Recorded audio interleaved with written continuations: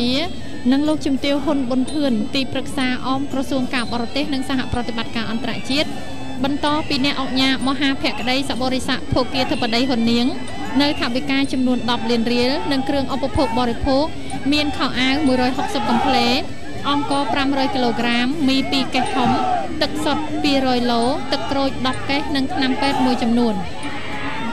នៅក្នុងនោះដែរទូកងទួលរកាដីលើដេជោសែនជ័យនៅវត្តវេលវ័នហៅវត្តទួលរកាស្ថិតក្នុងឃុំពីមកោះស្នាស្រុកស្ទឹងត្រង់ខេត្តកំពង់ចាមក៏ទទួលបានការឧបត្ថម្ភដោយឯកឧត្តមសៀងប៊ុនលៀងអនុរដ្ឋលេខាធិការក្រសួងមហាផ្ទៃនិងជាទីប្រឹក្សាផ្ទាល់សម្ដេចអគ្គមហាសេនាបតីតេជោហ៊ុនសែននាយករដ្ឋមន្ត្រីនៃព្រះរាជាណាចក្រកម្ពុជានិងលោកជំទាវហ៊ុនប៊ុនធឿនទីប្រឹក្សាអមក្រសួងការបរទេសនិងសហប្រតិបត្តិការអន្តរជាតិបន្តពីអ្នកអង្គការមហាភក្តីសបរិស័កភោគាធិបតីហ៊ុននាងនៅថវិកាចំនួន10លានរៀលនិងគ្រឿងឧបភោគបរិភោគមានខោអាវ160កំភ្លេអង្គ500គីឡូក្រាមមី2កេសធំទឹកសុទ្ធ200ឡូទឹកក្រូច10កេសនិងថ្នាំពេទ្យមួយចំនួននៅក្នុងនោះឯកឧត្តមសៀងប៊ុនលៀងនិងលោកជំទាវហ៊ុនប៊ុនធឿនក៏បានឧបត្ថម្ភដល់ការផ្សាយផ្ទាល់ទូរទស្សន៍ជាតិកម្ពុជានៅថវិកាចំនួន200,000រៀលនិងឧបត្ថម្ភដល់គណៈកម្មការអុំទូកចំនួន100,000រៀលផងដែរសូមគ្រប់ថ្លែងអំណរគុណនិងគ្រប់ជូនពរឯកឧត្តមសៀងប៊ុនលៀងនិងលោកជំទាវហ៊ុនប៊ុនធឿនសូមឯកឧត្តមនិងលោកជំទាវសូមជួបប្រទះតែសេចក្តីសុខនិងសុភមង្គលនៅក្នុងឱកាសដ៏ពិសេសពិសានេះគឺលេខិតថ្លែងអំណរគុណដល់អ្នកឧបត្ថម្ភទូកចំនួន2របស់ខេត្តស្វាយរៀងដែលមានឈ្មោះឌីសានជ័យបារមីបូព៌ានិងសាអែមសានជ័យបារមីស្វាយជ្រុំអ្នកគ្រប់គ្រងទូកងនិងចំណុះទូកសូមថ្លែងអំណរគុណដល់ឯកឧត្តមលោកជំទាវលោកស្រីដែលបានឧបត្ថម្ភទូកទាំងពីររបស់ខេត្តមាន1លោកងឿនចាន់លីនប៉ូឡែនឧបត្ថម្ភចំនួន$100ឯកឧត្តមជាសុមេធីនៅលោកជំទាវចំនួន$100ឯកឧត្តមគឹមវណ្ណៈនៅលោកជំទាវ$200លោកច័ន្ទវត្ថានៅលោកជំទាវថវិកា$100ឯកឧត្តមចោមបរិននៅលោកជំទាវ$100លោកក្រួយសេងហាប់នៅលោកស្រី$100លោកលឹកច័ន្ទលោកលឹកផាន់ណានិងលោកស្រី$100ឯកឧត្តមអ្នកអង្គការអាំងត្រីនិងលោកជំទាវឈុនលៀង$1,000លោកអ៊ីងជើថាវើនិងលោកស្រីថវិកាចំនួន$100លោកលីសេងយុងនិងលោកស្រី$200ឯកឧត្តមអ្នកអង្គការគិតមេងនៅលោកជំទាវចំនួនគឺទឹកប្រាក់ចំនួន8លានរៀលផងដែរឯកឧត្តមដេវីជានិងលោកជំទាវហ៊ុនម៉ាណាឧបត្ថម្ភដល់ការផ្សាយផ្ទាល់របស់វិទ្យុនិងទូរទស្សន៍នៅក្នុងឱកាសនេះផងដែរសូមគោរពថ្លែងអំណរគុណអាដាមលោកជំទាវលោកស្រីដែលបានចូលរួមឧបត្ថម្ភនៅទូកចំនួន2គឺទូកឌីសាន់ជ័យបារមីបូព៌ានិងទូកសាអែមសាន់ជ័យបារមីស្វាយជ្រុំ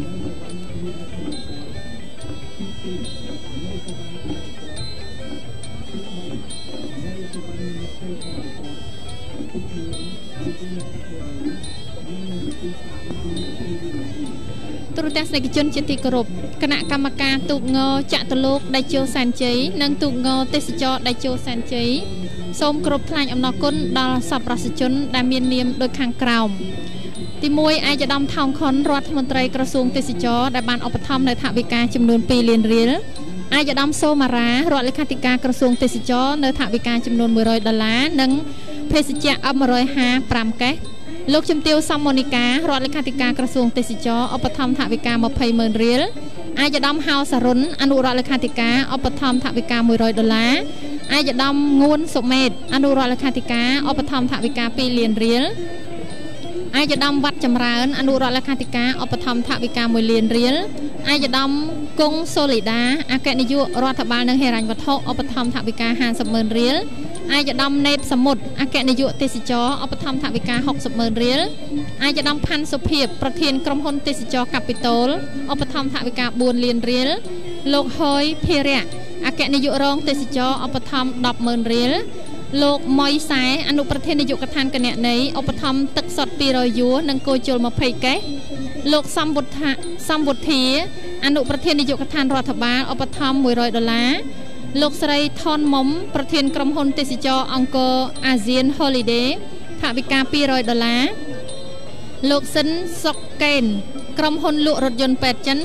$500 លោកតែនរតនាប្រធាននាយកដ្ឋានបណ្ដុះបណ្ដាលថវិកា50សំទោស40,000 រៀលលោកគង់សុភារៈប្រធាននាយកដ្ឋានស្ថិតិទេសចរ 10,000 រៀលលោកសុកសុគន្ធប្រធាននាយកដ្ឋានផែនការអភិវឌ្ឍ 10,000 រៀលលោកផ្លុងធឿនអគ្គនាយករង 20,000 រៀលលោកជាកុសលនាយកខេត្តកាឡៃរដ្ឋមន្ត្រី 20,000 រៀលលោកជុកជំនោប្រធាននាយកដ្ឋានទេសចរវប្បធម៌ 20,000 រៀលលោកថុយសុខនអភិបាលខណ្ឌឫស្សីកែវថវិកា$200អាមេរិកលោកជាច័ន្ទហេងប្រធាននាយកដ្ឋានបុគ្គលិកថវិកា$20,000 រៀល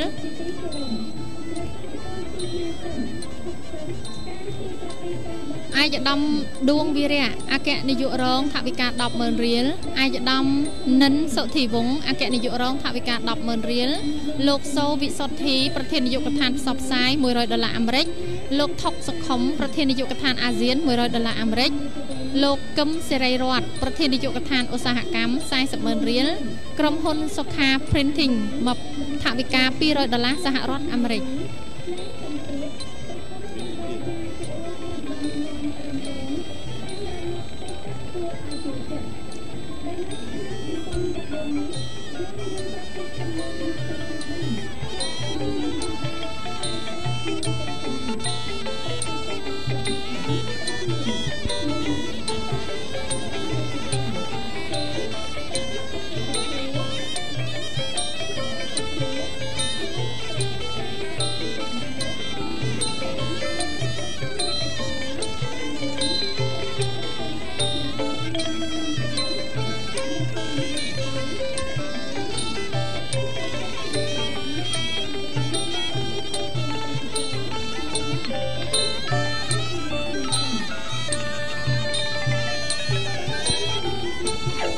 ទេសនិកជនជាទីគោរព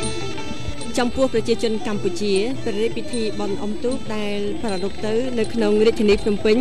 គឺជាពិធីបុណ្យប្រពៃណីដែលគួរឲ្យកត់សម្គាល់ជាងគេក្នុងរយៈពេល3ថ្ងៃអ្នកក្រុងភ្នំពេញអ្នកទេសចរបរទេសនិងប្រជាជននៅឯខេត្តផ្សេងៗបានមកជួបជុំគ្នានៅក្នុងរាជធានីដើម្បីប្រារព្ធពិធីបុណ្យនេះជាពិសេសគឺនៅពេលយប់ព្រះរាជពិធីបុណ្យអុំទូកមានប្រវត្តិដ៏យូរលង់ណាស់មកហើយជាពិធីបុណ្យដែលបញ្ជាក់អំពីការធ្វើសម្ពយុទ្ធយោធាត្រៀមខ្លួនដើម្បីប្រយុទ្ធនឹងសត្រូវនៅក្នុងប្រវត្តិសាស្ត្រព្រះមហាក្សត្រខ្មែរតែងតែធ្វើការប្រយុទ្ធនឹងសត្រូវដោយប្រើប្រាស់កងទ័ពជើងទឹកដូច្នេះព្រះអង្គបានរៀបចំពិធីបុណ្យអុំទូកនេះជារៀងរាល់ឆ្នាំដើម្បីជ្រើសរើសកងទ័ពដែនទឹកជើងឯកដោយដែលមានឆ្លាក់នៅលើប្រាសាទបាយ័ននិងបន្ទាយឆ្មាក្នុងរាជព្រះបាទជ័យវរ្ម័នទី7យើងបានឃើញរូបចម្លាក់ជាច្រើនដែលបង្ហាញពីការប្រយុទ្ធនៅលើដែនទឹកដែលស្ថិតក្រោមការដឹកនាំរបស់ព្រះបាទជ័យវរ្ម័នទី7ប្រពៃណីនេះក៏បានអនុវត្តចាប់ពីពេលនោះរហូតមកដល់បច្ចុប្បន្នក្នុងអត្ថន័យមួយផ្សេងទៀតការប្រារព្ធពិធីបុណ្យអុំទូកជារៀងរាល់ឆ្នាំនៅក្នុងខែវិច្ឆិកានេះគឺដើម្បីអបអរសាទរដល់ជោគជ័យទាហានដែនទឹកកម្ពុជានៅក្នុងរជ្ជកាលព្រះបាទជ័យវរ្ម័នទី7នាសម័យអង្គរនៃសតវត្សទី12ហើយពិធីនេះគឺជាប្រវត្តិសាស្ត្រនៃការធ្វើសម្ពយុទ្ធនៃកងកម្លាំងដែនទឹករបស់យើងក្នុងកិច្ចការពារប្រទេសជាតិនិងដើម្បីជាការអរព្រះគុណព្រះពុទ្ធជាម្ចាស់ជាការដឹងគុណដល់ព្រះគង្គានិងព្រះធរណីដែលបានផ្ដល់ដល់យើងនៅភោគផលកសិកម្មនិងសុខុមាលភាពហើយក៏ជាឱកាសមួយដែលយើងបួងសួងសូមឲ្យវត្ថុស័ក្តិសិទ្ធិផ្ដល់នូវភាពរីករាយនិងភ្លៀងធ្លាក់គ្រប់គ្រាន់សម្រាប់បង្កបង្កើនផលកសិកម្មផងដែរក្រៅពីពិធីប្រណាំងទូកនេះព្រះរាជពិធីបុណ្យនេះក៏រួមបញ្ចូលពិធី3ផ្សេងទៀតគឺបណ្ដែតប្រទីបសំពះព្រះខែនិងអកអំបុកដោយមានចេកនិងទឹកដូងពិធីនេះប្រព្រឹត្តទៅក្នុងរយៈពេល3ថ្ងៃដើម្បីជាការផ្ដល់ឱកាសដល់ប្រជាជនយើងជាកីឡាករទូកមកពីខេត្តជិតខេត្តឆ្ងាយដើម្បីចូលរួមប្រកួតទៅតាមប្រភេទទូកផ្សេងៗដែលមានទូកមួងទូកចែវទូកងជាដើមទូកប្រណាំងនីមួយៗដោយដែលទូតទស្សនិកជនបានឃើញជាក់ស្ដែងហើយគឺអាចផ្ទុកកីឡាករកីឡាការិនីដល់ទៅពី70នាក់ទៅដល់80នាក់ទូកនីមួយៗមានបុរសឬក៏ស្ត្រីម្នាក់រាំយ៉ាងទន់ភ្លន់និងយ៉ាងសង្ហាស្ថិតក្រោមចង្វាក់ស្គរនៅលើក្បាលទូកដើម្បីជំរុញទឹកចិត្តកីឡាករឲ្យចែកគាស់ទឹកយ៉ាងស្រស់គ្នាលឿនលយទៅមុខនាវេលាបន្តិចទៀតនេះ លោកអ្នកនឹងបានឃើញពិធីបន្តែតប្រទីបដែលតុបតែងលើទូកដោយភ្លើងចម្រុះពណ៌ឆើតឆាយអណ្តែតយឺតហើយរលូននៅលើផ្ទៃទឹកទូកនីមួយៗបំពាក់ទៅដោយអំពូលភ្លើងជាច្រើនពាន់ដែលរៀបចំជាពណ៌ចម្រុះជាតំណាងឲ្យព្រះបរមរាជវាំងស្ថាប័នកម្ពុជាមានព្រឹទ្ធសភារដ្ឋសភានិងក្រសួងនានារបស់ជាតិនៃរាជរដ្ឋាភិបាលបន្ទាប់ពីពិធីបណ្តែតប្រទីបនឹងមានការបាញ់កាំជ្រួចពណ៌ដើម្បីជាការកម្សាន្តសម្រាប់ប្រជាពលរដ្ឋផងដែរព្រះរាជពិធីបុណ្យអុំទូកគឺជាពិធីបុណ្យសម្រាប់ប្រជាជនកម្ពុជាដែលប្រព្រឹត្តទៅជារៀងរាល់ឆ្នាំហើយការដើរកម្សាន្តក្នុងអំឡុងពេល3ថ្ងៃនេះពិតជាធ្វើឲ្យអារម្មណ៍របស់យើងទាំងអស់គ្នាកាន់តែស្រស់ថ្លាជួយបន្ធូរអារម្មណ៍តានតឹងនិងក្តីកង្វល់ទាំងឡាយផងដែរ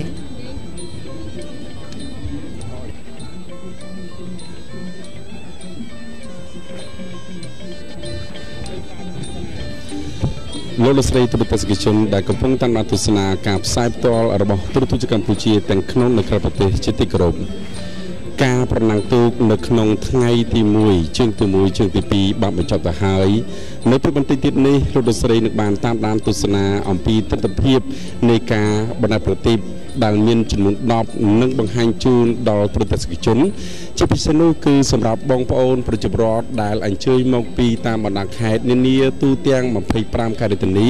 ដែលបានអញ្ជើញមកទស្សនាដោយផ្ទាល់នៅក្នុងឱកាសនៃពិធីបុណ្យអុំទូករយៈពេល3ថ្ងៃយើងខ្ញុំក៏សូមជំនួយជូនបងប្អូនប្រជាពលរដ្ឋផងថានេះគឺជាថ្ងៃទី1មានន័យថាគឺនៅសល់2ថ្ងៃទៀតដូច្នេះក៏ជាឱកាសសម្រាប់បងប្អូនប្រជាពលរដ្ឋដែលមានបំណងចង់អញ្ជើញមកតាមដានទស្សនាផ្ទាល់នៃពិធីបុណ្យអុំទូកនេះសូមអញ្ជើញមកបន្តគ្នាដោយយើងនៅសល់2ថ្ងៃទៀតដើម្បីបម្រើជូននៅការសប្បាយរីករាយក៏ដូចជាជូនដល់ទស្សនិកជនដែលតែងតែនិយមស្នេហានៅវិស័យកីឡាប្រណាំងទូកនេះ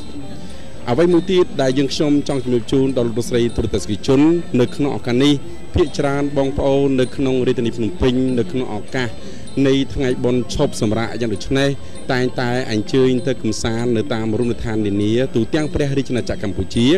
មានន័យថាគឺដំណើរចាក់ចេញពីទីក្រុងភ្នំពេញឆ្ពោះទៅតាមបណ្ដាខេត្តដល់ឡែកសម្រាប់បងប្អូនដែលនៅឯខេត្តវិញគឺផ្ទុយស្រឡះជាមួយនឹងបងប្អូនប្រជាពលរដ្ឋដែលនៅក្នុងក្រុងភ្នំពេញមានន័យថាបងប្អូននៅក្នុងឱកាសនេះគឺអញ្ជើញមកទស្សនាផ្ទាល់នៃការប្រណាំងទូកដូច្នេះគឺការធ្វើដំណើរមកពីខេត្តមកក្រុងភ្នំពេញសំខាន់នោះគឺយើងខ្ញុំចង់បញ្ជាក់ជូនទាក់ទងទៅនឹងសុវត្ថិភាពរដ្ឋាភិបាលកម្ពុជាលោកបានចាត់ទុកថាសុវត្ថិភាពចរាចរណ៍គឺជាពេជ្ជឃាតលាក់មុខដូច្នេះការធ្វើដំណើរទាំងទៅទាំងមករបស់បងប្អូនប្រជាពលរដ្ឋគួរមានការប្រុងប្រយ័ត្នជាពិសេសគឺអ្នកបើកបរតែម្ដងដោយលោកអ្នកគិតថានៅខាងឆ្វេងដៃនៅខាងស្ដាំដៃរបស់លោកអ្នកគឺជាឧត្តមភរិយានៅខាងក្រោយគឺជាបុត្រធីតាឬមួយជាសាច់សាលហិតក្រុមគ្រួសារយើងមិនចង់ឲ្យឱកាសនៃពិធីដ៏សប្បាយរីករាយនេះហើយពេលដែលមានការធ្វើប្រហែលនោះគឺអាចប្រែក្លាយភាពសប្បាយរីករាយឲ្យទៅជាទុកមួយប្រព្រឹត្តភ្នែកនោះផងទេសម្រាប់បងប្អូនប្រជាពលរដ្ឋដែលទស្សនានៅទីនេះផ្ទាល់ពេលថ្ងៃមិនទាន់បានឃើញនៅសម្រស់ដ៏ស្រស់ត្រកាលនៅទីក្រុងភ្នំពេញនោះទេនៅពេលរាត្រីនឹងចាប់ផ្ដើមនៅពេលបន្តិចទៀតនេះនឹងបានឃើញទស្សនវិជ្ជាដ៏ស្រស់បំព្រងជាពិសេសនោះគឺទស្សនវិជ្ជានៃការរំលេចនៅភ្លើងពណ៌ដ៏ស្រស់ត្រកាលដែលសាលារាជធានីភ្នំពេញលោកបានចាត់តាំងនៅតាមតំបន់រមណីយដ្ឋានធំៗនៅក្នុងក្រុងភ្នំពេញផ្ទាល់តែម្ដងជាពិសេសដូចជាអាយដាមអគ្គនាយកលោកបានជំរាបជូនដូចជានៅវត្តភ្នំដូចជានៅសាចាដូចជានៅមុខវត្តបទុមវតីជាពិសេសនោះគឺនៅសួនសំណាញ់រួមជាមួយនោះគឺនៅឯរមណីយដ្ឋានកោពេជ្រហើយអ្វីដែលសំខាន់គឺនៅមុខយើងខ្ញុំផ្ទាល់នេះតែម្ដងគឺនៅត្រើយខាងនៃទល់មុខព្រះបរមរាជវាំងទិដ្ឋភាពដ៏សប្បុរសបំពងជាពិសេសនោះគឺការបង្ហាញនៅច្រាំងទន្លេដែលធ្វើថ្មីគឺងាយស្រួលសម្រាប់បងប្អូនប្រជាពលរដ្ឋអាចទស្សនានៅខាងរាជធានីភ្នំពេញក៏បានឬមួយក៏អាចទស្សនានៅឯម្ខាងទៀតក៏បានគឺមានភាពងាយស្រួលសម្រាប់ការលោកអ្នកតាមដានទស្សនានៅក្នុងកម្មវិធីរបស់យើងជាបន្តលោកស្រីកុញមរដីមានអ្វីបង្ហាញជូនបាទសូមជម្រាបបន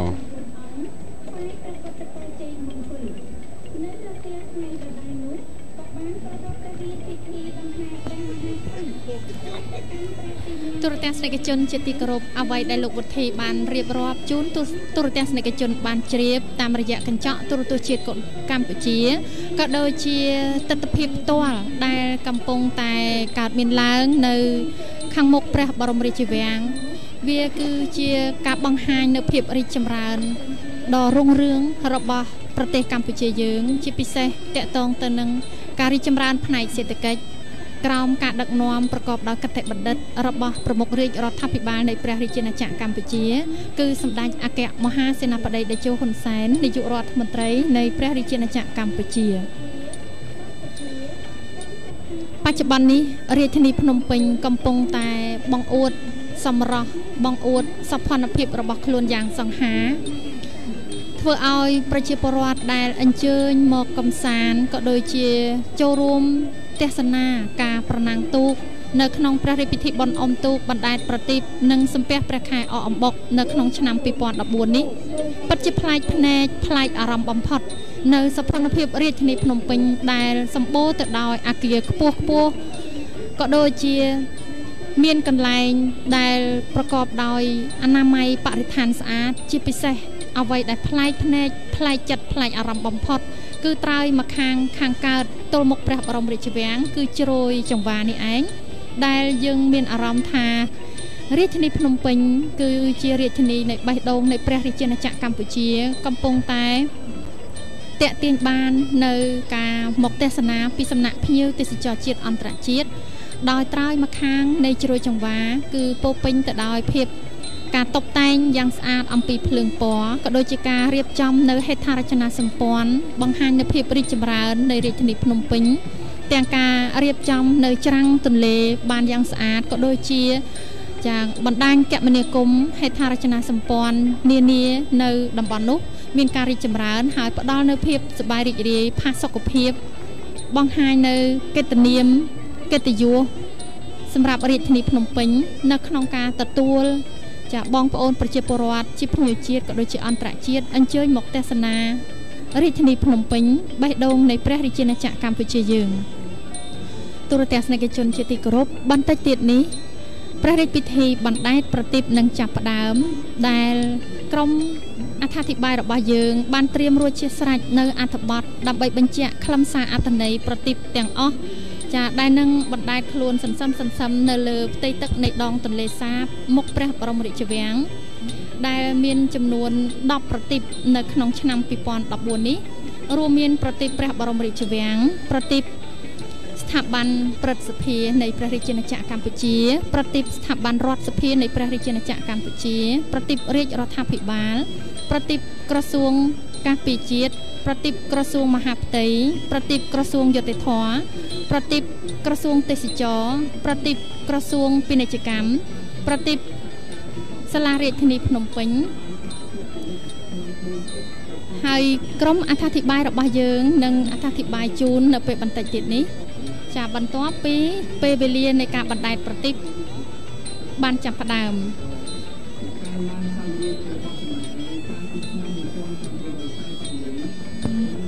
មុននឹងដល់ព្រះរាជពិធីបណ្ដែតប្រទីបនៅក្នុងរាត្រីនេះកញ្ញាហេងស្រីស្រស់នឹងជម្រាបជូនទូរទស្សនិកជនអំពីប្រវត្តិនៃព្រះរាជពិធីបណ្ដែតប្រទីប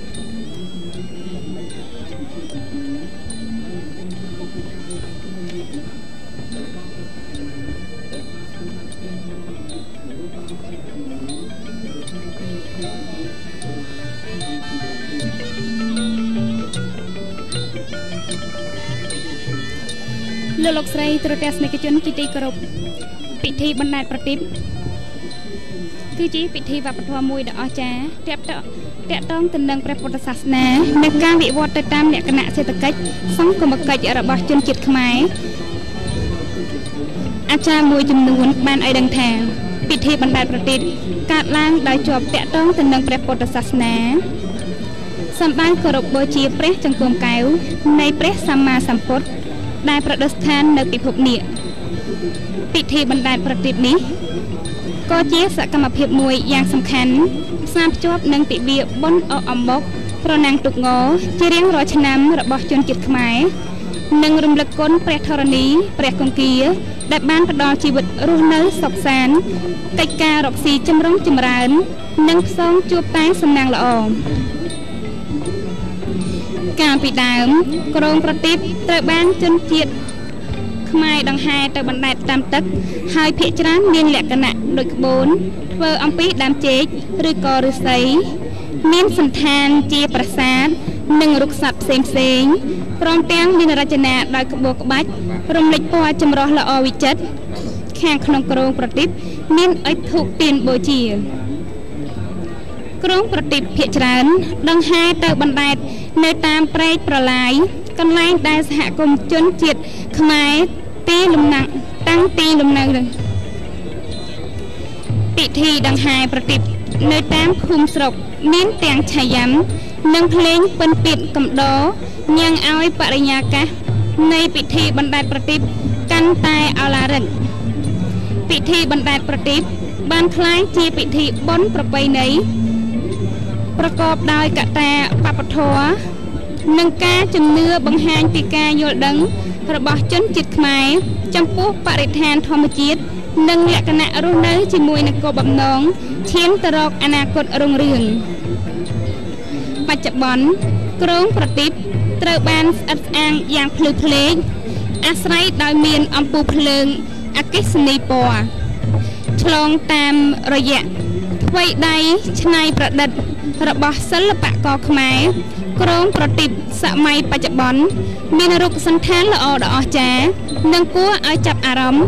ដូចជាប្រាសាទព្រះវិហារនាគ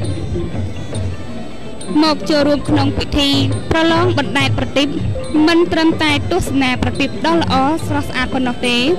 តែនៅមានការស្ដាប់ការរៀបរាប់ពីប្រវត្តិនៃការបណ្ដែតប្រទីបនិងការអត្ថាធិប្បាយអំពីសោភ័ណភាពនិងអត្ថន័យរបស់ប្រទីបនីមួយៗដែលបានចូលរួមប្រឡងទៀតផង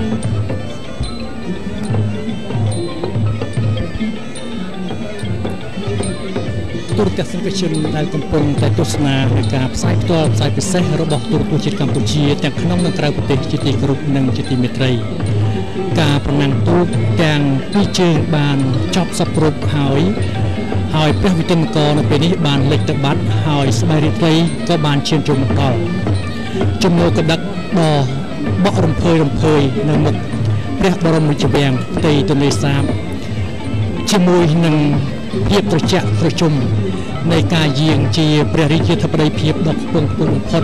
ពីសំណាក់ព្រះករុណាជាអង្គម្ចាស់ជីវិតលោកត្បូងព្រះបាទសម្ដេចព្រះបរមនាថព្រះមហាក្សត្រនៃព្រះរាជាណាចក្រកម្ពុជាជាទីសក្ការៈដ៏ខ្ពង់ខ្ពស់បំផុត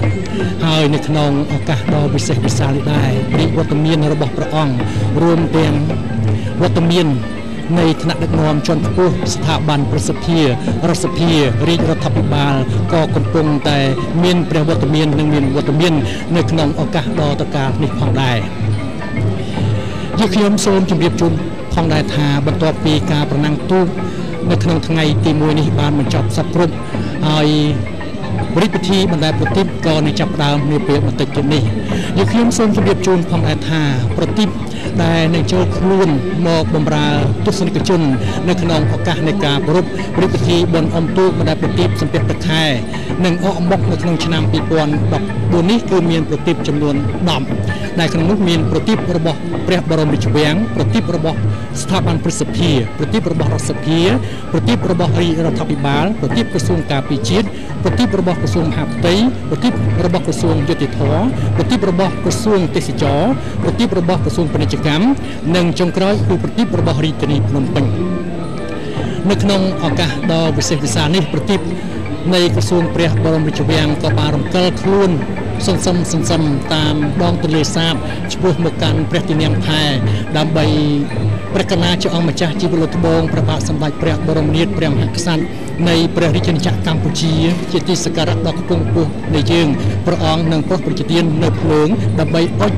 ប្រទីបជាការចាប់ផ្ដើមនៃការបណ្ដែតប្រទីបក្នុងថ្ងៃទី1នេះ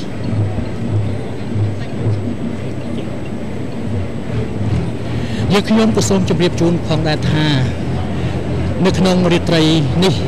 បន្ទាប់ពីការបណ្ដែតប្រទីបក៏មាននៅកម្ពុជាបាញ់កំជ្រួច ដើម្បីអបអរសាទរនៅក្នុងឱកាសនៃពិធីបុណ្យអុំទូកបណ្ដែតប្រទីបសំពះព្រះខែនិងអកអំបុកនៅក្នុងថ្ងៃទី1នេះផងដែរ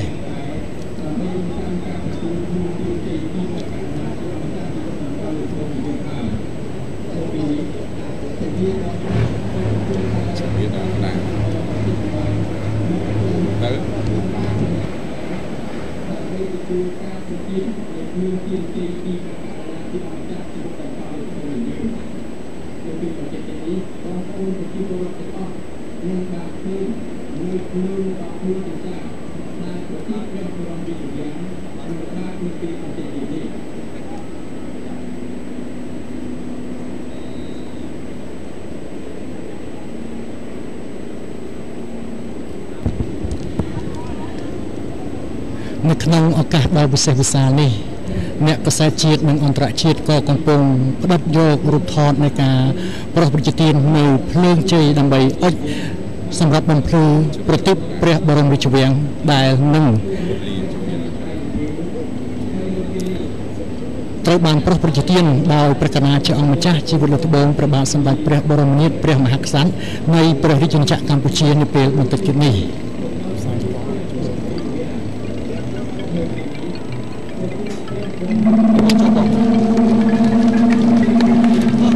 ឥឡូវនេះភ្លើងជ័យដែលត្រូវបានប្រតិទានដោយព្រះកណាជាអង្គម្ចាស់ជីវិតលោកត្បូងព្រះបាទសម្ដេចព្រះបរមនាថព្រះមហាក្សត្រនៃព្រះរាជាណាចក្រកម្ពុជាបានអុជបំភ្លឺប្រទីបនៃក្រសួងព្រះបរមរាជវាំងហើយចំពោះខ្លឹមសារយ៉ាងណានោះសូមអញ្ជើញសម្រាប់នឹងទស្សនាជាមួយនឹងការអធិប្បាយរបស់ក្រុមការងារយើងដូចតទៅទូរទស្សនិកជនជាទីគោរពបន្ទាប់ពីការប្រោសព្រះរាជទាននៅភ្លើងជ័យពីព្រះករុណាជាអង្គម្ចាស់ជីវិតលើត្បូងព្រះមហាក្សត្រនៃព្រះរាជាណាចក្រកម្ពុជារួចមកនៅពេលនេះប្រទីបព្រះបរមរាជវាំងកំពុងតែបញ្ចេញនៅពន្លឺឆពាន់រាំងសីភ្លឺរន្ទាលនៅខាងមុខព្រះទីនាំងផែជាទីកន្លែងដែលការគង់ប្រខាប់នៃព្រះករុណាជាអង្គម្ចាស់ជីវិតលើត្បូងព្រះមហាក្សត្រនៃព្រះរាជាណាចក្រកម្ពុជានិងការអញ្ជើញជាអធិបតីពីសម្ដេចអគ្គមហាពញាចក្រីហេងសំរិនប្រធានរដ្ឋសភាសម្ដេចអគ្គមហាសេនាបតីតេជោហ៊ុនសែននិងសម្ដេចគតិព្រឹទ្ធបណ្ឌិតក៏ដូចជាអិសរាជជនជាន់ខ្ពស់ស្ថាប័នព្រឹទ្ធសភារដ្ឋសភារាជរដ្ឋាភិបាលដែលកំពុងតែ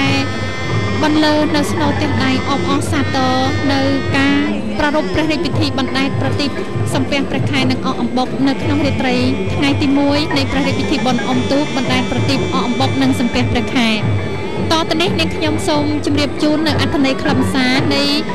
ប្រទីបព្រះបរមរាជវាំងដូចតទៅព្រះសង្ហា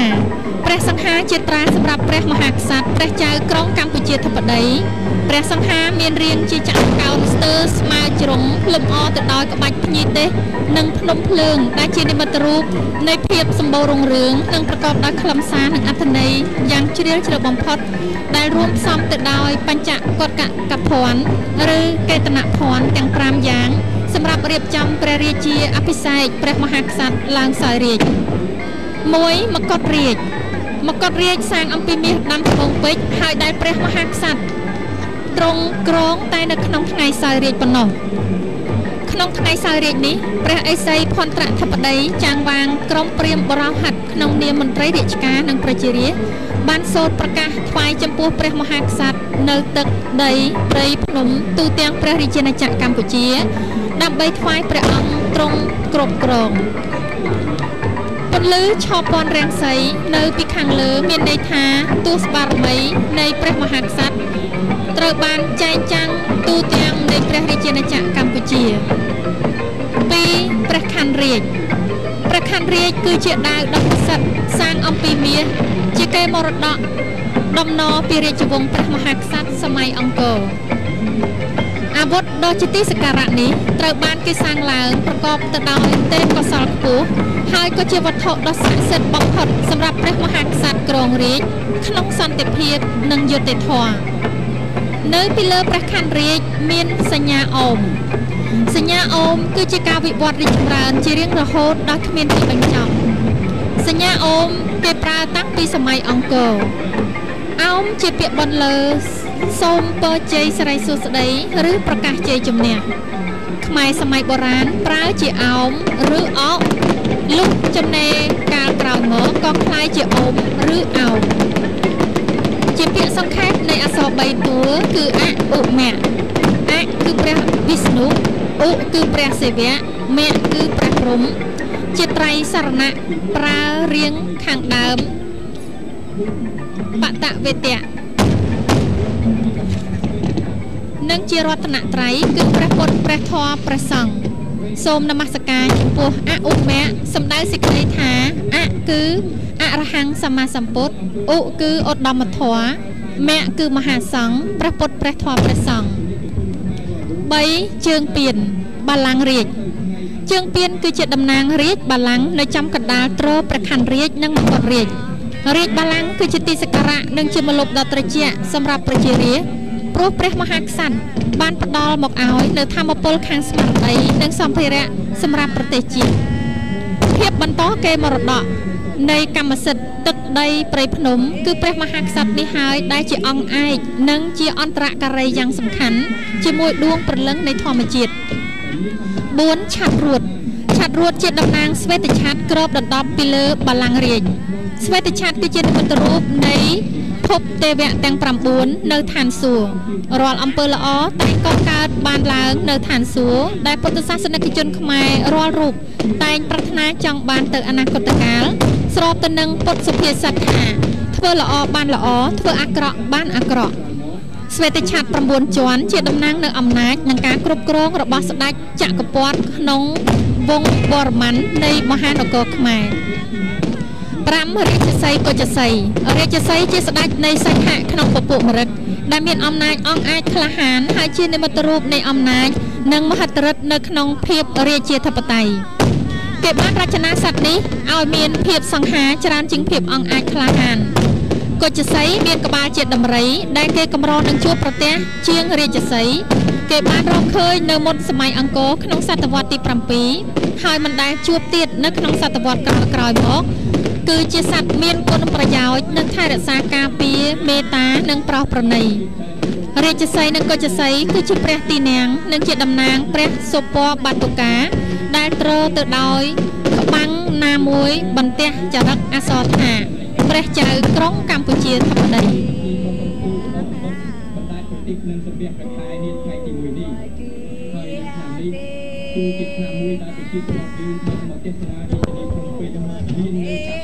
លោកអ្នកនាងទស្សនិកជនជាទីគោរព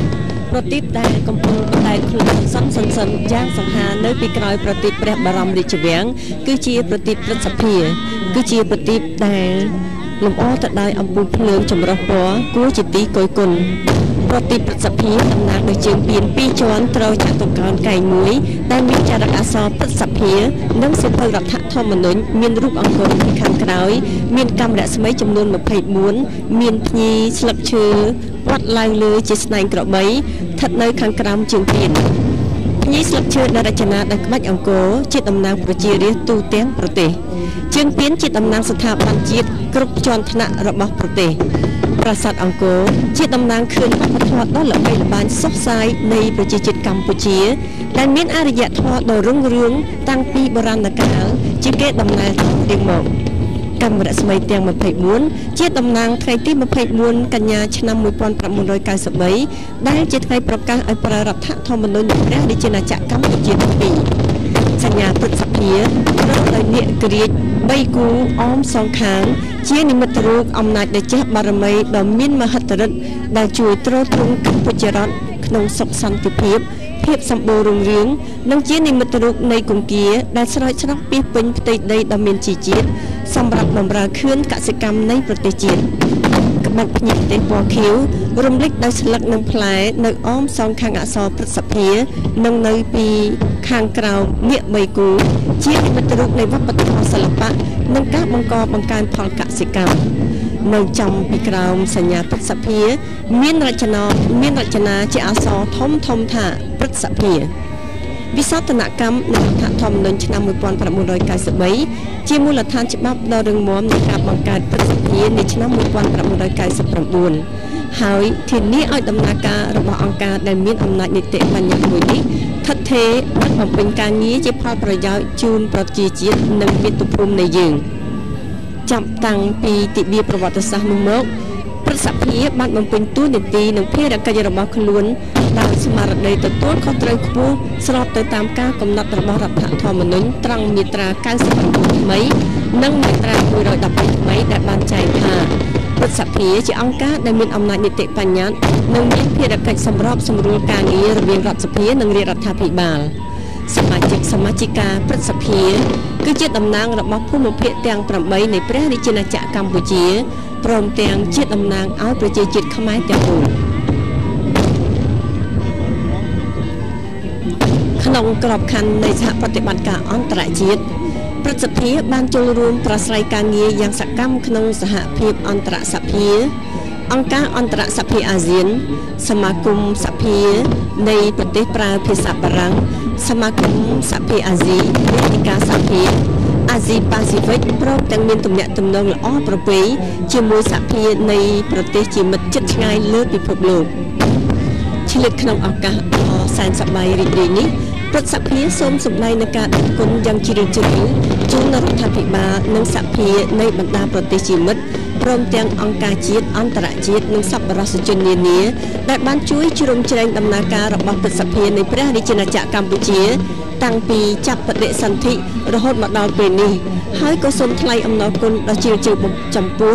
រដ្ឋសភារាជរដ្ឋាភិបាលនិងស្ថាប័នគ្រប់ជាន់ថ្នាក់ដែលបានរួមសហការយ៉ាងល្អជាមួយព្រឹទ្ធសភា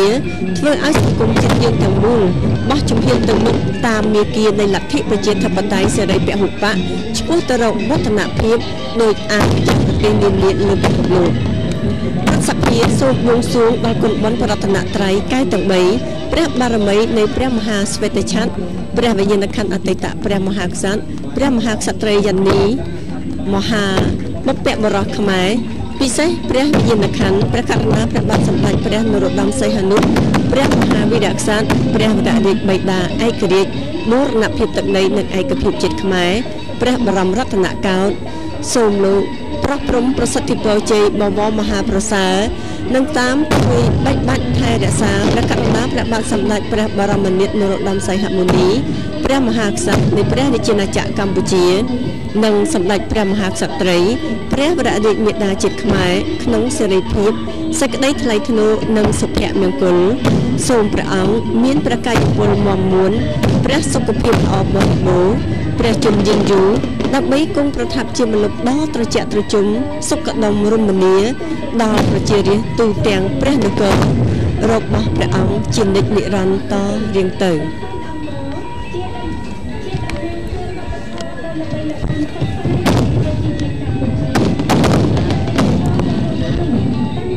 ទូរទស្សនិកជនដែលកំពុងទស្សនានៅកម្មវិធីផ្សាយផ្ទាល់របស់ទូរទស្សន៍ជាតិកម្ពុជាជាទីគោរពនិងជាមេត្រីនៅក្នុងឱកាសនេះប្រតិបត្តិរបស់ព្រះបរមរាជវាំងនិងប្រតិបត្តិរបស់ស្ថាប័នព្រឹទ្ធសភាបានតែកតាមផ្ទៃទឹកទន្លេសាបឆ្ពោះមកកាន់ព្រះទីនាំងផែដើម្បីបង្ហាញខ្លួនយ៉ាងស្នេហាដល់ប្រជារាស្ត្រកម្ពុជាក៏ដូចជាថ្នាក់ដឹកនាំប្រសិទ្ធិរដ្ឋសភាជាពិសេសព្រះករុណាព្រះមហាក្សត្របានយាងតូតនិងទស្សនាយ៉ាងស្រស់បំព្រងប្រកបដោយភ្លើងពណ៌ឆពន្ធរាំងសីនិងការតុបតែងយ៉ាងប្រណិតនៅក្នុងឆ្នាំ2014នេះជាមួយនឹងការបណ្ដែតប្រទីបនេះដែរក៏ម្ដងម្កាលយើងលើសូស្នូនៃការបាញ់កញ្ជ្រួចមកលើឡើងជាការអបអរសាទរយ៉ាងឃ្លាវខ្លាបំផុតនៅក្នុងការប្រពៃពិធីបុណ្យអុំទូកបណ្ដែតប្រទីបសំពះប្រខែនិងអបបុកនៅក្នុងថ្ងៃទី1នេះជាខ្ញុំសូមជម្រាបជូនផងដែរថាជាមួយនឹងការបណ្ដែតប្រទីបដែលបានប្រព្រឹត្តទៅនៅក្នុងថ្ងៃទី1នេះគឺមានប្រទីបចំនួន10ដែលបង្ហាញខ្លួននៅលើដងផ្ទៃទឹកទន្លេសាបនៅក្នុងឱកាសដ៏វិសេសវិសាលនេះហើយជាបន្តនេះខ្ញុំបាទសូមទស្សនាជូននៅប្រទីបរបស់រដ្ឋសភាម្ដង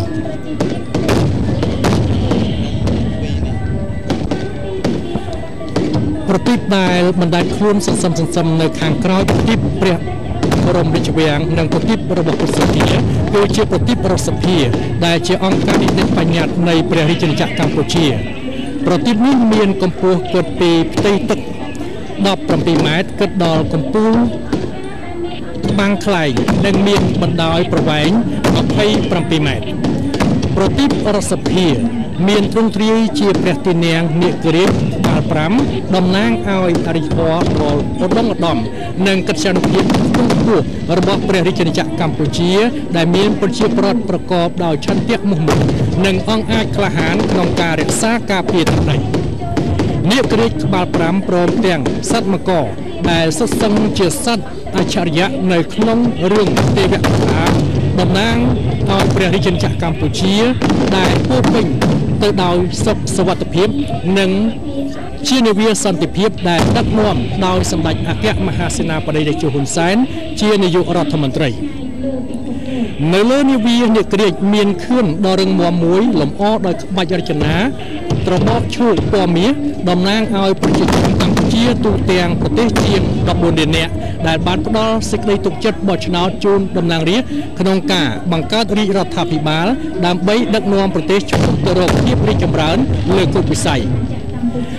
នៅលើខឿនផ្កាឈូកយើងឃើញមានខឿនតូចមួយទៀតដែលមានចរិតអក្សរថារដ្ឋសភា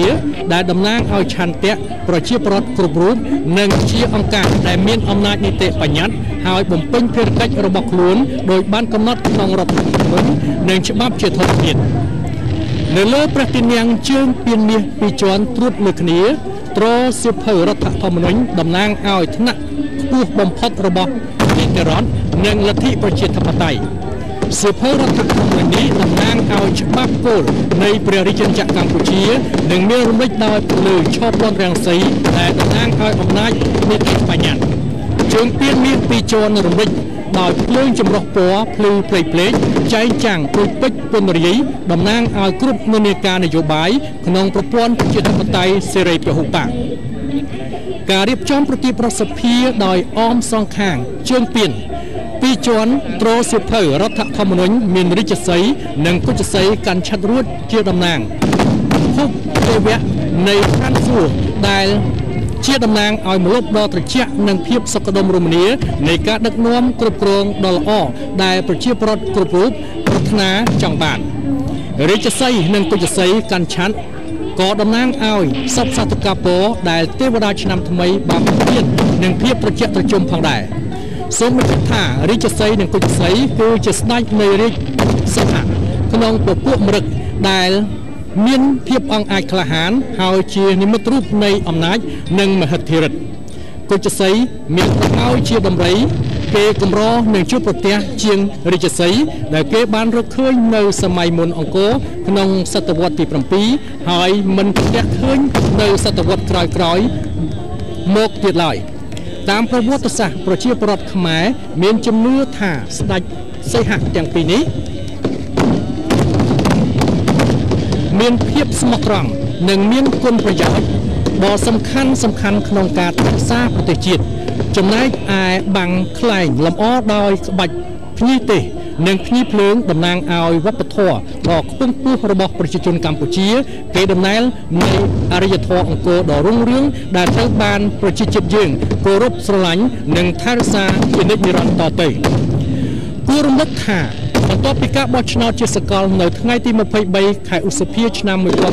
1993ដែលរៀបចំឡើងដោយអ៊ុនតា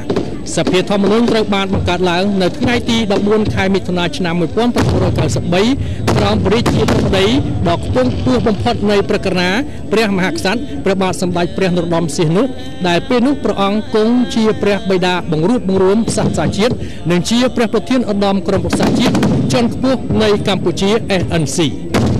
បន្ទាប់មកទៀតព្រះមហាក្សត្រទ្រង់ឡាយព្រះអស់លេខា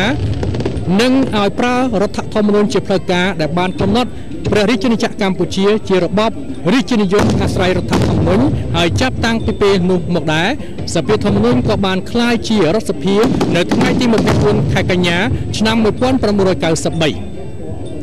ក្នុងរយៈពេល5អាណត្តិនេះរដ្ឋសភាបានខិតខំបំពេញតួនាទីរបស់ខ្លួនជាអ្នកការពារផលប្រយោជន៍រាស្ត្រជាអ្នកធ្វើច្បាប់និងជាអ្នកត្រួតពិនិត្យការអនុវត្តច្បាប់ដោយគិតពីពេលចាប់ផ្ដើមរហូតដល់ថ្ងៃនេះរដ្ឋសភាបានអនុម័តច្បាប់ទាំង5អាណត្តិទាំង5នីតិកាលសរុបបានចំនួន416ច្បាប់រួចមកហើយ ម្យ៉ាងវិញទៀតក្នុងការធ្វើសមរណកម្មលើឆាកអន្តរជាតិរដ្ឋសភាក៏បានចូលរួមយ៉ាងសកម្មក្នុងការងារអង្គការអន្តរសភានិងវេទិកាអន្តរជាតិជាច្រើនដូចជាអង្គការអន្តរសភាអាស៊ាន IPA សហភាពអន្តរសភា IPU សមាគមអាស៊ីអាគ្នេយ៍ដើម្បីសន្តិភាព AAPP វេទិកាសភាក្នុងតំបន់អាស៊ីប៉ាស៊ីហ្វិក APPE និងសភាប្រទេសប្រើប្រាស់ភាសាបារាំង APF ជាដើមហើយបានចូលរួមក្នុងសង្គមសន្តិសិទ្ធិអន្តរជាតិនានាដើម្បីរៀនសូត្រស្វែងយល់និងរួមចំណែកពិភាក្សាក្នុងក្របខ័ណ្ឌរដ្ឋសភាលើបញ្ហានានាក្នុងតំបន់និងពិភពលោកជាពិសេសនៅក្នុងនីតិកាលទី5នៃរដ្ឋសភានេះក្រោមការដឹកនាំដ៏ឈ្លាសវៃរបស់សម្ដេចអគ្គមហាបញ្ញវន្តហ៊ីស៊ិនប្រធានរដ្ឋសភាបានអនុម័តច្បាប់ចំនួន29ច្បាប់និងបានរៀបចំឲ្យមាននីតិវិធីការងារដ៏ល្អមួយស្របទៅតាមបទដ្ឋានបច្ចដ្ឋានអន្តរជាតិដើម្បីធ្វើយ៉ាងណាឲ្យសមាជិកសមាជិការដ្ឋសភាបំពេញភារកិច្ចជូនប្រទេសជាតិនិងប្រជាពលរដ្ឋប្រកបដោយប្រសិទ្ធភាពទន្ទឹមនឹងនេះដែររាជរដ្ឋាភិបាលដែលមានសម្ដេចអគ្គមហាសេនាបតីជួន ហ៊ុនសែននាយករដ្ឋមន្ត្រីនៃព្រះរាជាណាចក្រកម្ពុជាខិតខំសម្រេចគោលដៅក្នុងការពង្រឹងនីតិរដ្ឋនិងក្នុងការរៀបចំមាតុប្រទេសឲ្យបានរីកចម្រើននិងសម្បូររុងរឿងជានិច្ចនិរន្តរ៍វាមានរដ្ឋសភាជានិមិត្តរូបនៃការឯកភាពជាតិសុខសន្តិភាពស្ថិរភាពនិងការអភិវឌ្ឍប្រទេសជាតិឲ្យរីកចម្រើនលើគ្រប់វិស័យ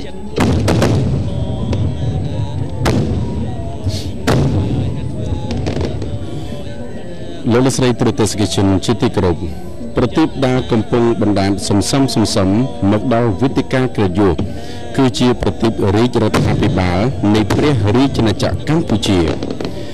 ប្រតិបត្តិរាជរដ្ឋាភិបាលរចនាដោយផ្ទាំងគំនូរពណ៌មាសរំលេចដោយភ្លើងចម្រុះពណ៌គឺជារូបសញ្ញារបស់រាជរដ្ឋាភិបាលសញ្ញារាជរដ្ឋាភិបាលមានសន្តានរាងពងក្រពើនិងមានរំលេចដោយពណ៌មាសដែលតំណាងឲ្យធនធានធម្មជាតិយ៉ាងសម្បូរបែបនៃទឹកដីអង្គរដ៏វវនៃយើងនៅខាងក្រោមចំកណ្ដាលមានក្បាច់ដកច័ន្ទនិងមានគូស្រូវពីគូកោងរៀងស្នាងក្របីដែលបញ្ជាក់ថាភាពរឹងមាំនៃប្រទេសជាតិគឺផ្អែកទៅលើខឿនកសិកម្មដែលមានប្រជារាស្ត្រប្រមាណ 90% ជាកសិករដែលបានចូលរួមចំណែកយ៉ាងសកម្មក្នុងការកសាងខឿនសេដ្ឋកិច្ចជាតិទាំងមូលបន្តមកមានជើងពានមួយត្រូវប្រខ័ណ្ឌនៅលើគូស្រូវដែលតំណាងឲ្យអំណាចនីតិប្រតិបត្តិដែលសម្ដៅដល់រាជរដ្ឋាភិបាលដែលជាអ្នកដឹកនាំការអនុវត្តច្បាប់ដើម្បីពង្រឹងភាពវៈនៃប្រទេសមួយប្រកបដោយនីតិរដ្ឋនៅខាងលើប្រខ័ណ្ឌមានមកុដរាជដែលតំណាងឲ្យព្រះរាជបល្ល័ង្កជានិមិត្តរូបនៃប្រទេសមួយដែលមានព្រះរាជាគ្រងរាជប្រកបដោយទសពិធធម៌ពោពេញដោយព្រហ្មវិហារធម៌ដ៏ត្រជាក់ក្សេមក្សាន្តជាតំណាងសុខសន្តិភាពគ្រប់ពេលវេលាគឺជាសក្ការៈនៃប្រជាជនខ្មែរគ្រប់ស្រទាប់វណ្ណៈដែលមិនអាចបំបត្តិបានឡើយនៅលើមកុដមានកម្មរស្មី15កាំជះ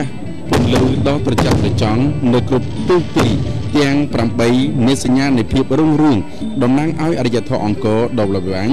និងល្អឥតខ្ចោះនៅលើសកលលោកការបង្កើតសញ្ញារាជរដ្ឋាភិបាលនេះក្រោមការដឹកនាំនិងជាគំនិតផ្ដួចផ្ដើមរបស់សម្ដេចតេជោហ៊ុនសែននាយករដ្ឋមន្ត្រីក្នុងការកាត់ទម្រង់រដ្ឋលើវិស័យទាំង4គឺប្រព័ន្ធសេដ្ឋកិច្ចហិរញ្ញវត្ថុរដ្ឋបាលសាធារណៈយុត្តិធម៌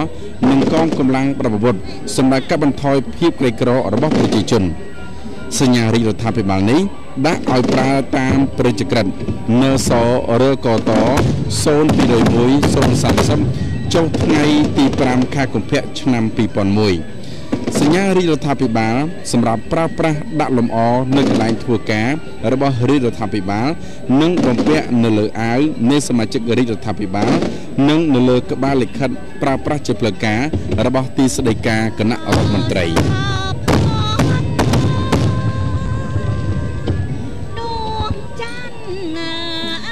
ទូរទស្សនិកជនជាទីគោរពប្រតិបត្តិដែលកំពុងបណ្ដែតខ្លួនសន្សំខាងក្រោយប្រតិបត្តិរាជរដ្ឋាភិបាលគឺប្រតិបត្តិក្រសួងយុត្តិធម៌ប្រតិបត្តិក្រសួងយុត្តិធម៌ជានិមិត្តរូបតំណាងឲ្យវិស័យយុត្តិធម៌នៃព្រះរាជាណាចក្រកម្ពុជា រាជរដ្ឋាភិបាលអាណត្តិទី5នៃរដ្ឋសភាបានលើកគោលដៅបន្តពីអាណត្តិទី4នៅយុទ្ធសាស្ត្រចតុកោណដំណាក់កាលទី3ដែលយុទ្ធសាស្ត្រនេះមានចំណុចស្នូលគឺអភិបាលកិច្ចល្អហើយនៅចំណុចទី2នៃអភិបាលកិច្ចល្អមានចែងអំពីកំណែទម្រង់ច្បាប់និងប្រព័ន្ធយុត្តិធម៌កំណែទម្រង់ច្បាប់និងប្រព័ន្ធយុត្តិធម៌បាននឹងកំពុងរៀបចំឡើងក្នុងគោលដៅពង្រឹងនីតិរដ្ឋបង្កើនយុត្តិធម៌នៅក្នុងសង្គមបង្កើនជំនឿទុកចិត្តពីមជ្ឈដ្ឋានជាតិនិងអន្តរជាតិមកលើច្បាប់និងតុលាការដើម្បីរួមចំណែកក្នុងការអភិវឌ្ឍប្រទេសជាតិកាត់បន្ថយភាពក្រីក្រនិងឈានទៅលុបបំបាត់វប្បធម៌នីតិរដ្ឋភាពព្រមទាំងពង្រឹងវប្បធម៌សន្តិភាពនិងវប្បធម៌នៃការគោរពច្បាប់ប្រតិបក្រសួងយុត្តិធម៌មានស្លាកសញ្ញាដែលមានរាងជាស្លាបក្តោងចតុកោណកែងស្មើមានផ្ទៃចម្រុះពណ៌ដែលមានផ្ទាំងលាតត្រដាងចងភ្ជាប់ទៅនឹងរបងឫស្សីមានសន្តានជាក្លាក់អមសងខាងដែលជានិមិត្តរូបនៃក្រាំងច្បាប់ពីអតីតកាលដែលបុព្វបុរសបានចាស់លើស្បែកសត្វខែលមានពណ៌ទឹកប្រាក់ជានិមិត្តរូបនៃការការពារយុត្តិធម៌និត្យានុកូលភាពប្រជាធិបតេយ្យសន្តិសុខសាធារណៈសន្តិភាពសង្គមទ្រព្យសម្បត្តិសាធារណៈសិទ្ធិសេរីភាពនិងផលប្រយោជន៍ស្របច្បាប់របស់ប្រជាពលរដ្ឋខែលនេះក៏ជានិមិត្តរូបនៃការការពារសិទ្ធិមនុស្សដែលមានចែងក្នុងធម្មនុញ្ញនៃអង្គការសហប្រជាជាតិសេចក្តីប្រកាសជាសកលស្តីពីសិទ្ធិមនុស្សនិងកតិកាសញ្ញាព្រមទាំងអនុសញ្ញាទាំងឡាយតាក់ទងនឹងសិទ្ធិមនុស្សសិទ្ធិនារីសិទ្ធិកុមារដែលរដ្ឋធម្មនុញ្ញនៃព្រះរាជាណាចក្រកម្ពុជាទទួលស្គាល់ដាវពណ៌មាសជានិមិត្តរូបនៃការកាត់សេចក្តីត្រឹមត្រូវតាមផ្លូវច្បាប់និងយុត្តិធម៌មិនលុះដោយអកតេទាំង4គឺឆន្ទាកតេទោសាកតេភយាកតេនិងមោហោកតេជញ្ជីងត្រាជូមានពណ៌ទឹកមាសជានិមិត្តរូបនៃការថ្លឹងថ្លែងពិចារណាអំពើល្មើសដើម្បីស្វែងរកយុត្តិធម៌ជូនជនរងគ្រោះនិងផ្ដន្ទាទោសជនល្មើសទៅតាមច្បាប់ជាធរមានជំពូកទី11ថ្មីមាត្រា128ថ្មីក្នុងរដ្ឋធម្មនុញ្ញនៃព្រះរាជាណាចក្រកម្ពុជាបានចែងថាអំណាចតុលាការជាអំណាចឯករាជ្យអំណាចតុលាការធានារក្សាអនាគតនិងការពារសិទ្ធិសេរីភាពរបស់ប្រជាពលរដ្ឋអំណាចតុលាការគ្របដណ្ដប់ទៅលើរឿងក្តីទាំងអស់រួមទាំងរឿងក្តីរដ្ឋបាលផងអំណាចនេះត្រូវប្រគល់ឲ្យតុលាការកំពូល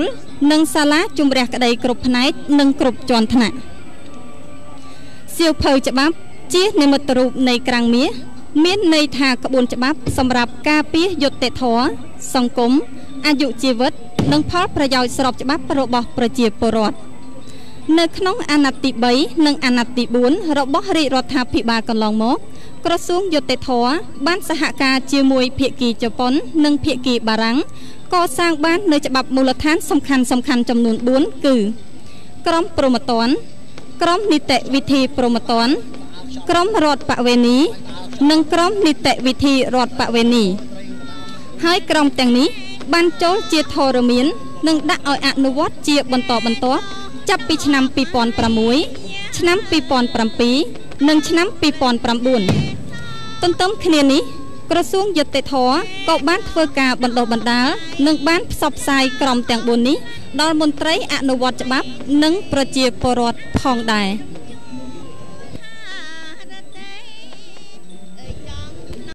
លោកស្រីទ្រទេសកិជនជាទីគោរពប្រតិបត្តិដែលកំពុងបណ្ដាលខ្លួនសន្សំលើផ្ទៃទឹកមកដល់មុខព្រះបរមរាជវាំងគឺជាប្រតិបត្តិក្រសួងការពារជាតិប្រតិបត្តិក្រសួងការពារជាតិរចនាជាផ្ទាំងគំនូររូបនាគពណ៌បណ្ដែតលើទឹកនិងព្រោះទឹករូបនាគពណ៌តំណាងឲ្យកងទ័ពជើងទឹកដែលមានតួនាទីយ៉ាងសំខាន់ក្នុងភារកិច្ចការពារបូរណភាពដែនទឹកកោះឆ្នេរនៃព្រះរាជាណាចក្រកម្ពុជានិងក៏បានឆ្លុះបញ្ចាំងអំពីធ្លុងសាមគ្គីភាពយ៉ាងរឹងមាំក្នុងកងយុទ្ធពលខេមរៈព្រហ្មញ្ញនាគពណ៌បណ្ដែតទឹកបញ្ជាក់ពីកងទ័ព ត្រូវការចំបាច់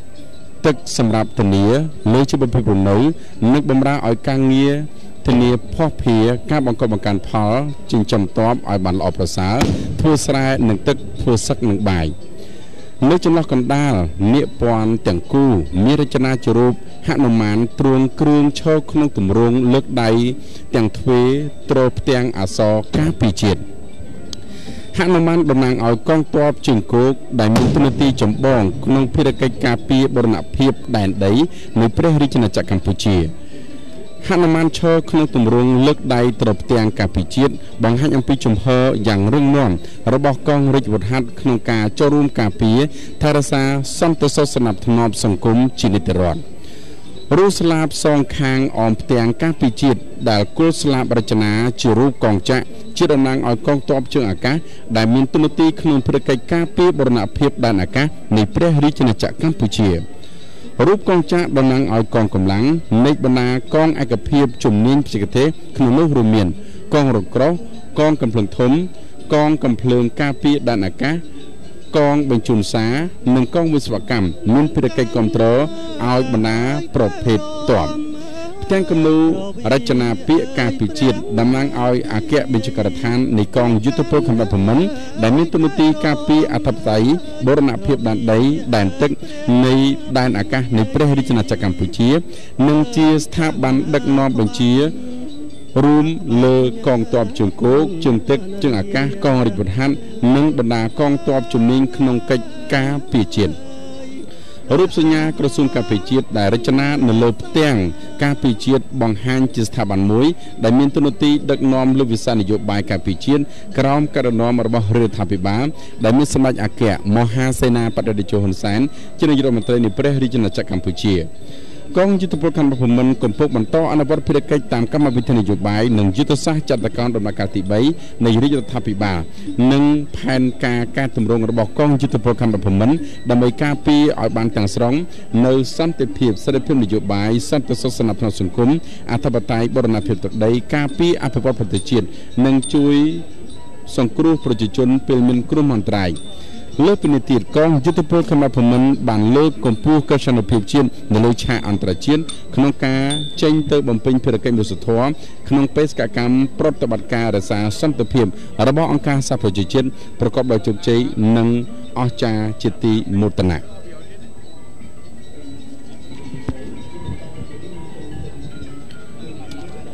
លោកស្រីប្រិមត្តទូរទស្សនិកជន